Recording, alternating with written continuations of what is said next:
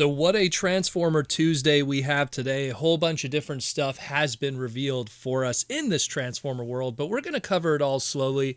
We're going to cover the big one today, and we'll probably cover the other ones either tomorrow or on the Transformer Slag podcast live stream this Saturday at 8 p.m. Eastern Standard Time. I mean, we had a lot of great stuff shown. We had that crowdfunding item that's not a HasLab item. It's kind of its own thing with Takara Tomy in Japan, of the JAXA Toyota Lunar Cruiser Optimus Prime, which is like, wow, that's a weird out of nowhere item. And then we even had the San Diego Comic-Con 2023 exclusive reveal from Minimates, the Transformers the Movie 1986 4-pack of those items too. Those are also going to be available in the near future, and some pre-orders are available for those that aren't able to attend the convention. But no, we're going to talk about today something even bigger that's out of left field. Totally didn't expect this. It asks the question, did you ever say to yourself, I have always wanted to own a Newman Transformer? That's right, Newman from Seinfeld. But no, wait, not really. Not really Newman. But Wayne Knight, the actor, playing the Jurassic Park character of Dennis Nedry. So we have the latest and maybe greatest Jurassic Park Transformers crossover set yet. The Transformers Collaborative Jurassic Park X Transformers Dilophocon. I guess that's how it's pronounced. I am not going to even try with dinosaurs. Dilophocon and Autobot JP12. Okay, sure. So we have the iconic scene from the first Jurassic Park movie where Dennis Nedry is killed by that dinosaur. So essentially what this box is trying to recreate for people that are confused by this, and that's a very small number, but for those that are confused, it recreates that iconic scene from the first movie where Dennis Nedry, Wayne Knight's character in the movie, is trying to smuggle some dinosaur embryos off the Jurassic Park island because he was getting some big bribe from a rival company called Biosyn. You know, that was like the core beginning story of the movie. So he gets into his Jeep Wrangler, which the toy here is dubbed JP12 and the robot. But it gets stuck in the mud in the rain while he's trying to meet up with his fellow smugglers, you know, at the end of the Jurassic Park island in the East Dock near the waters. And then he encounters that Dilophosaurus and gets attacked and killed by it. So in this set, you get the Dennis Nedry, that's now a transforming robot, an Autobot no less, considering he's such a bad guy character, you would really think. But an Autobot no less, Autobot JP12, with his famous face with the glasses and everything. It literally looks like Newman. Shaving cream canister, which where the embryos were stashed in the movie, so they made an accessory of that.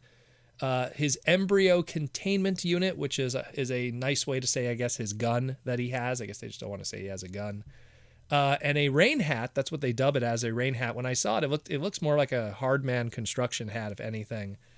But yeah, and a rain hat, because he had a rain hat in the movie for that split second when he was caught in the rain. And so, yeah, that's wild. That's wild to say the least. The Dilophosaurus, that's now the Transformer Dilophocon, comes with a very specific tail blaster. More on that later, I'll get into, which really set off a lot of, what's going on here? Along with a Venom blast effect accessory. So you could kind of recreate that famous Venom spitting scene in the movie. And it also comes with 2 extra blast accessories that could be used on the blaster for the dinosaur or the embryo containment unit, which is the gun for Dennis Nedry's character, the JP12 robot. So, a lot to take in here. Looks really good. I love the photography that was done reenacting those scenes from the movie. Looks great. All kinds of cool little accessories, all kinds of cool little nods to Jurassic Park, especially that awesome movie. And but when you look at the molds, when you look at those molds, the Dilophocon is totally setting off all kinds of things in my brain here the moment I saw it.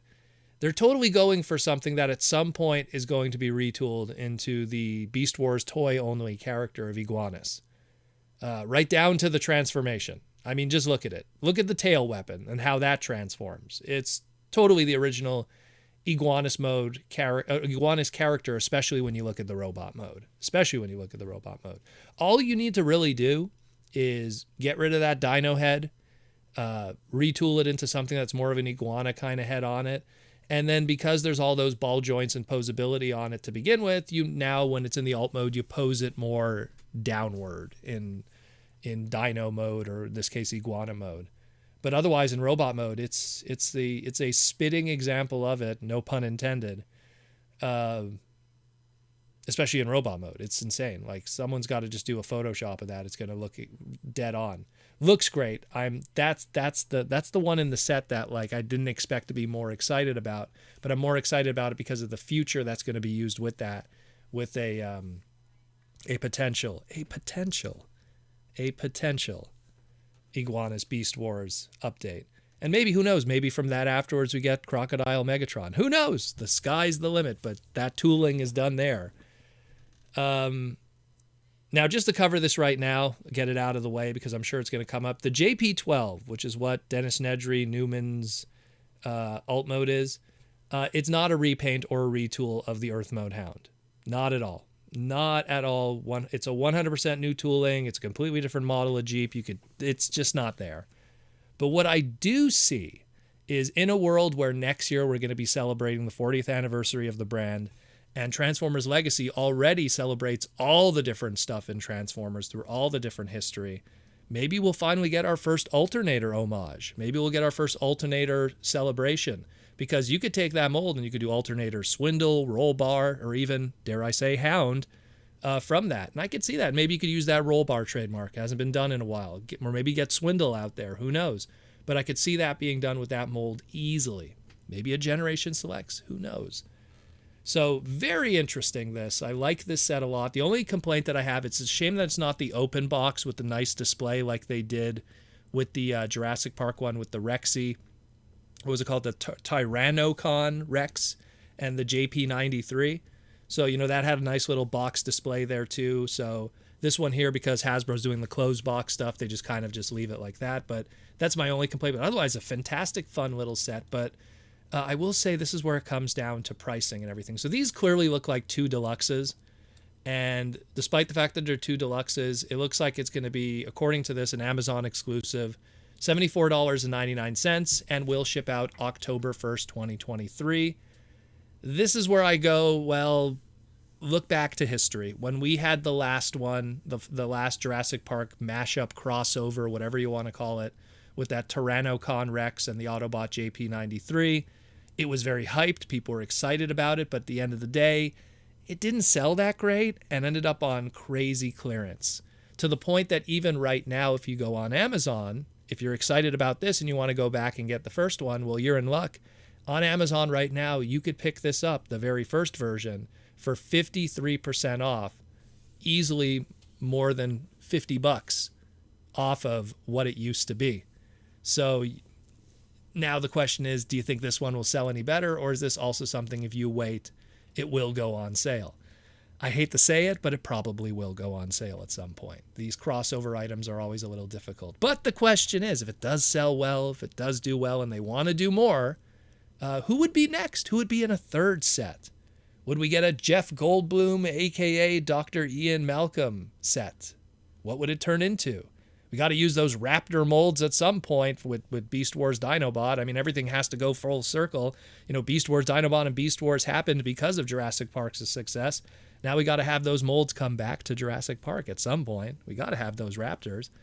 Or alternatively, maybe we'll do something really weird. Maybe Samuel L. Jackson's character in the movie, Ray Arnold, who had a very limited role in the movie, but memorable nonetheless. Maybe he'll be a modulator with a removable arm. Sure, why not?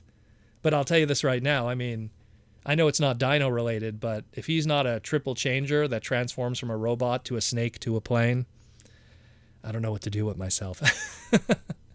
But otherwise, very interesting. Very interesting set. I'm intrigued and interested. The price is a little, I don't know about that. Just looking at the size, it looks like it's 2 deluxes for $74.99. That's where I kind of go like, I don't know about that. But otherwise, let me know what you think. I dig the set. I like the idea. I like where these molds could potentially go in the future, especially that too. It's a fun little set.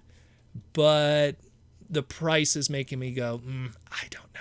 We'll see. We will see. Very interesting. Otherwise, I dig it. Cool stuff.